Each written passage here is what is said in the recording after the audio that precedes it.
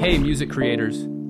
Today, we're diving into Ableton's Auto Pan effect, a must-have for adding depth, movement, and extra flavor to your tracks. Let's break down how you can make the most of it.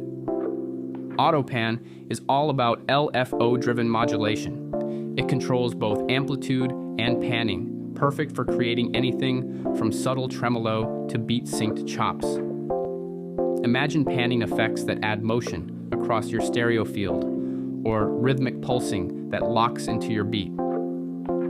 At the heart of Auto Pan are its LFO waveforms. You've got options like sine, triangle, sawtooth down, and random, each adding its own vibe to your sound.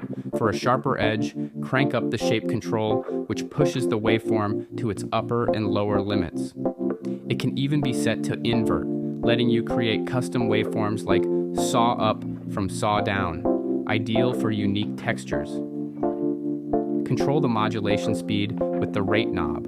Choose between hertz for independent movement or sync it to your track's BPM. This flexibility is what makes Auto Pan so versatile, allowing you to lock panning effects precisely in time or set them independently to flow naturally.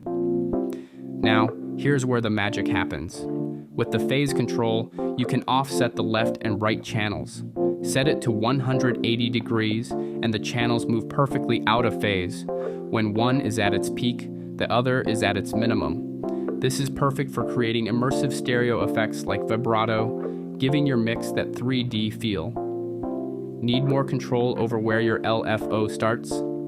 Offset shifts the LFO's starting point along its waveform, adding that final touch of movement. And finally, the amount control lets you dial in how much Auto Pan affects your sound, giving you full control over the intensity of the effect. So, if you're looking to add texture and energy to your mixes, give Auto Pan a shot. Try these features out, experiment with different settings, and watch your track come to life. If this breakdown helped, don't forget to like, follow, and share for more music production tips.